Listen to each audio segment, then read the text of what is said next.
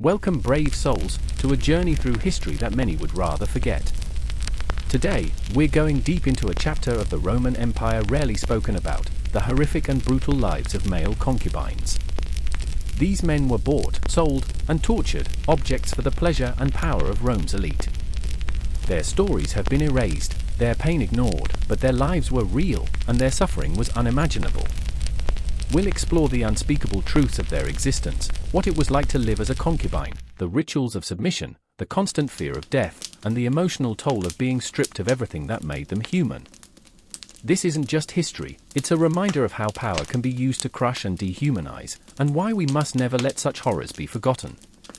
But before we begin this harrowing tale, I ask you to take a moment. If you find these stories as gripping and important as I do, please hit that like button, share this with others who should hear these stories, and subscribe to our channel for more. You won't want to miss what comes next, as we uncover the raw, brutal reality of life as a male concubine in ancient Rome. Now, let's begin. Imagine waking up, but not in a bed of your own.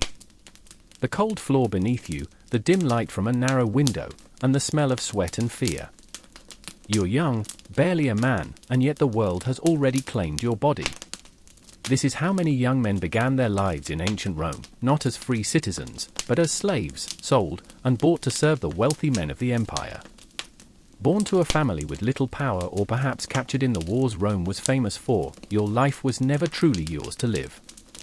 If you were born into slavery, your future was decided for you the moment you took your first breath. Your owners decided your fate. Would you be sold to work in a household, or worse, would you become one of the emperor's prized possessions? Male concubines weren't born out of love or affection. They were bought. Roman men with wealth sought young, fit bodies, and once you caught the eye of a rich Roman, your life would change forever.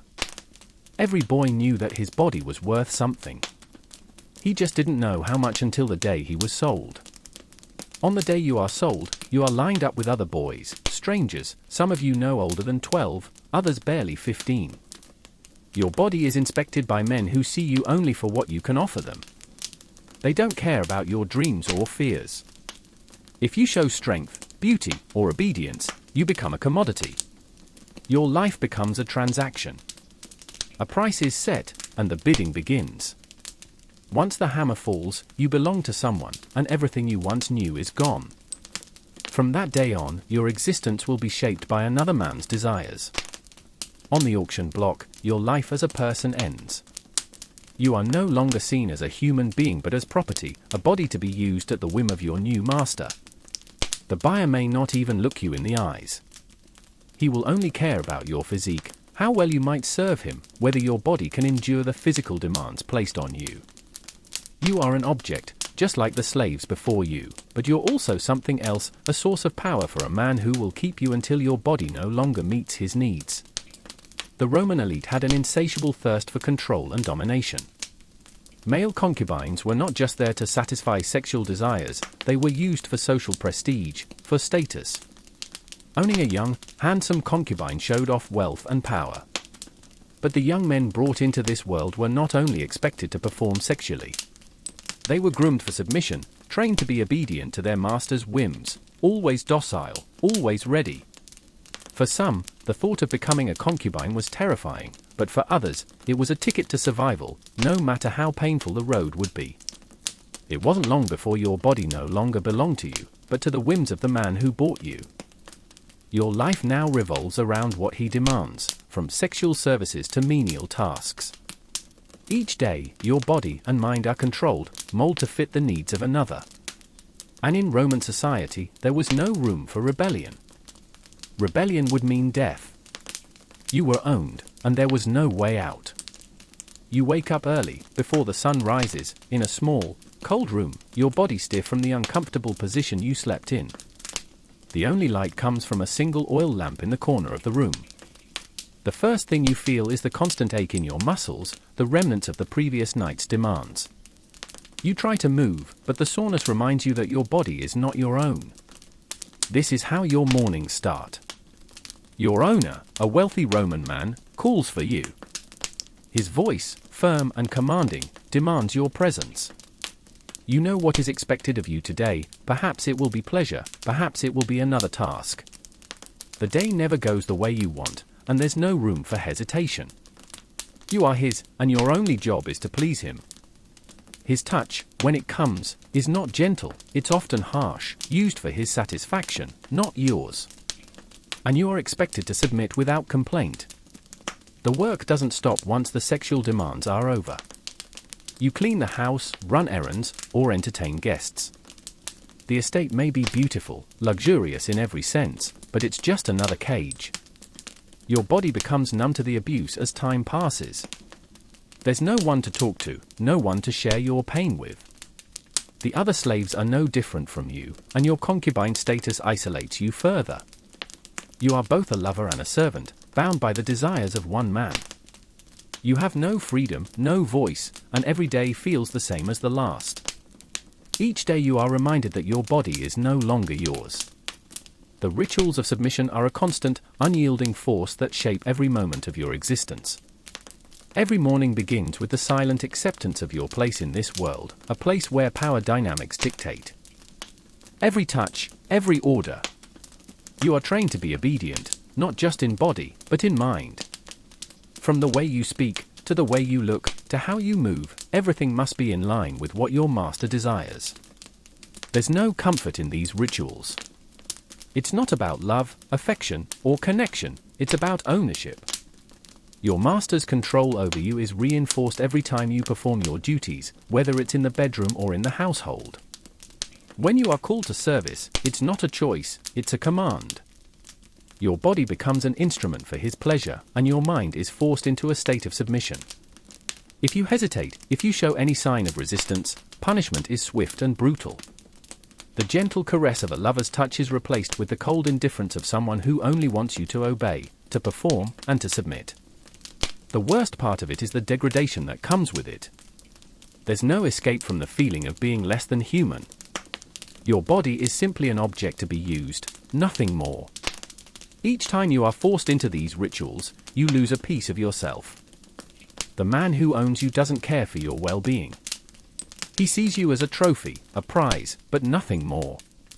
You are disposable, and once your beauty or youth fades, your usefulness will diminish. You are nothing more than a tool in his eyes. The man who owns you, the one who controls every part of your existence, sees you as an asset, something that can bring him both pleasure and status. In Roman society, the wealthy and powerful were respected, feared even, and they used their status to control those beneath them, like you. Your body is no longer just yours, it belongs to him, to be used however he sees fit. The power these masters held was absolute. Your master may show you a semblance of kindness, but it's all a facade. He keeps you close to remind you that you are his. You belong to him, not just in body, but in every part of your life. Your dignity is constantly under siege, and any attempt to assert your own identity is met with force. And yet, despite the brutality, there's a strange dependency that forms between you and your master. You are powerless to break free. The fear of punishment keeps you in line, and over time, the emotional toll becomes just as crippling as the physical. You begin to lose yourself, bit by bit, until there's nothing left but the body he commands. The psychological effects of such power are devastating. You are left questioning your own worth, lost in a world where your humanity is stripped away with every passing day. There were moments, fleeting and rare, when a male concubine would attempt to fight back, to reclaim some semblance of his humanity. It didn't matter how many times he was beaten down or humiliated, there was always a spark of resistance that could not be fully extinguished.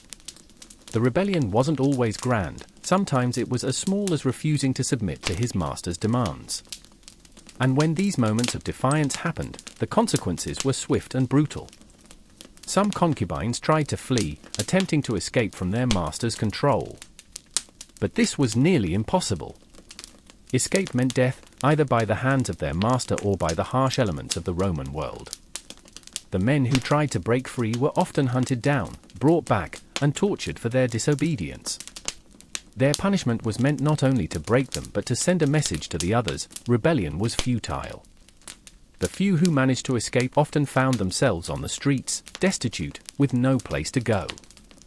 They were lost, their identities erased by the years of slavery. It was a cruel irony. Even in rebellion, they could not find freedom. The mental and physical scars they carried with them haunted them forever, even if they managed to survive.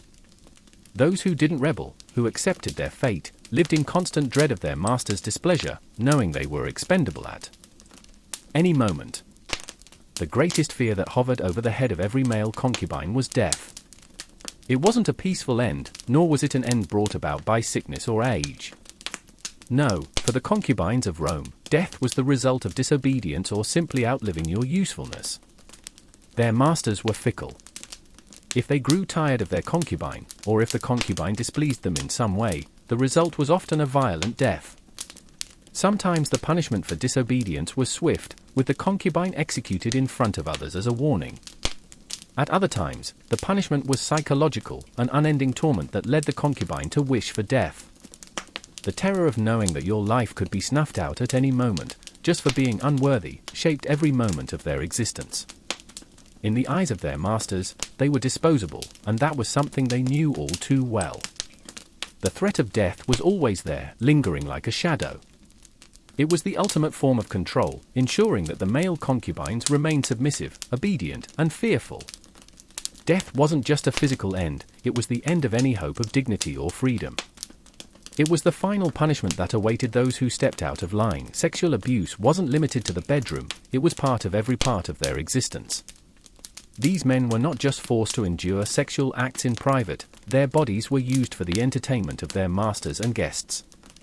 Whether in public or private, their bodies were seen as nothing more than tools to satisfy the sexual desires of their masters. The humiliation was constant. Every time they were used, it was a reminder that their worth was measured by their ability to please.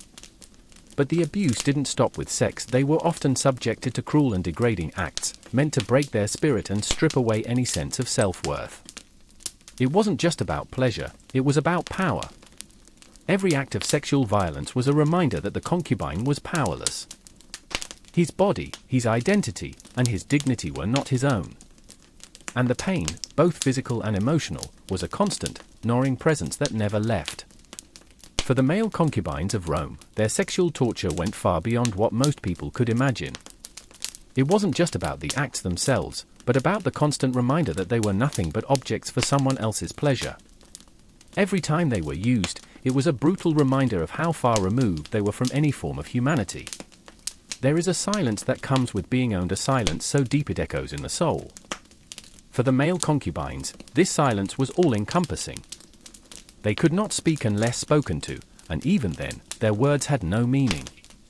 Their thoughts were theirs, but their voices were silenced by the constant reminder of their place in the world. They lived without freedom of expression, their minds caged as tightly as their bodies. Imagine the mental weight of living without a voice. Every day, you wake up knowing that nothing you say matters, that your thoughts will never be heard. There's a deep isolation that comes with this. Your mind becomes your only refuge, but even then, it's a prison. You are told when to smile, when to serve, when to stay silent, and when to submit. You are expected to be a shadow, existing only to fulfill the needs of your master. Your identity is erased, and over time, you forget who you once were, or worse, you never know who you could have become. The toll on your mental health is staggering. There is no escape, no way to express the pain, the humiliation, the longing for freedom. The silence grows louder, until it consumes you. Every moment spent in that silence chips away at your humanity. You are a body, a tool, nothing more. And the worst part is the knowledge that this will never change. You live in an eternal silence, your mind screaming for release that will never come. As time wears on, the male concubine becomes a shadow of his former self. Youth fades, beauty diminishes, and with it, his value to his master declines. The cycle of abuse continues, but now the master's gaze shifts. He no longer finds satisfaction in the concubine's body. The young man who was once an object of desire is now discarded. And with that, his life of servitude reaches its inevitable end. What happens to the concubines once they are no longer useful? In many cases, they were cast aside, their bodies left to wither in the same way an old possession is abandoned. Some were sent to work as regular slaves, their status as a concubine forgotten. Others were left to die in the streets, their names lost to history. For those who lived out their years in service, the ending was often grim. A life of exploitation ended in obscurity, with no dignity left, no memory of their existence. They had given everything, and in return, they were forgotten. Their deaths were rarely peaceful. There was no honor in how these men left the world. Some were killed when they were no longer pleasing to their master, and others simply faded away, alone and forgotten. But there was no funeral for these men, no ceremony. Their lives were erased by the very people who once owned them, as though they never mattered in the first place. The legacy of the male concubine was one of pain, silence, and death. The legacy of the male concubines of ancient Rome is one of erasure. Their stories were never written, their names lost in the dust of history. They were the forgotten men, those whose bodies were used and discarded, whose lives were stolen long before they could ever experience true freedom. But despite being forgotten, their pain endures in the shadows of Rome's grandeur. Every time we hear of the opulence of the Roman Empire, we must remember the cost. Behind the magnificent palaces and the luxurious lives of the elite, there were men who lived in torment, who were bought and sold as property, who were stripped of their humanity. The wealth of Rome was built not just on conquest and slave labor, but on the broken bodies and souls of those who had no choice but to submit. Their lives may have been stolen, but their pain echoes through the centuries. Every time we look at the ruins of ancient Rome, we must remember the suffering that lay behind the empire's power. The male concubines may be gone, but their story must be remembered, not just as a dark chapter in history, but as a lesson that we cannot afford to forget. In a world that often looks to the past for inspiration, it is easy to romanticize the lives of those who lived in ancient times. But we cannot ignore the darker truths of history, for it is through remembering the pain and suffering of those who came before us that we ensure it is never repeated. The male concubines of Rome were not just victims of their time, they were human beings, and their suffering must be acknowledged. To forget their stories is to ignore the horrors that they endured.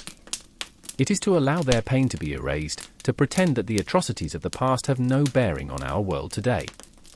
By remembering the concubines' pain, we give them back their humanity. We make sure that their suffering is not forgotten, that their voices, silenced in life, are heard once more. The power of memory lies in its ability to bring justice to those who never received it. It is a way to honor the lives of those who were stolen from us. By remembering the pain of the concubines, we ensure that their lives had meaning, that their suffering mattered, and that we learn from the mistakes of the past. The story of the male concubines is not just a story of pain, it is a story of resilience. Despite the cruelty, despite the suffering, these men lived. They endured. They survived, even if only in memory. And through their story, there is a glimmer of hope. It is a hope that we can change, that we can stop the cycles of abuse and exploitation that have plagued humanity for centuries. Today, we have the power to break the chains that once bound so many, like the male concubines of Rome. We must fight against the exploitation of people in all forms, whether in slavery, human trafficking, or any other kind of abuse. The story of the concubines must serve as a reminder that we must never again let people be treated as property, as tools for someone else's pleasure. It is not enough to remember, we must act. The hope for change lies in our ability to prevent history from repeating itself. Through awareness, education, and compassion, we can ensure that the suffering of the past is never again allowed to continue unchecked. The male concubines of ancient Rome deserve not just our remembrance, but our commitment to creating a world where no one ever has to live as they did. Don't forget to subscribe, like and subscribe. See you on the next one.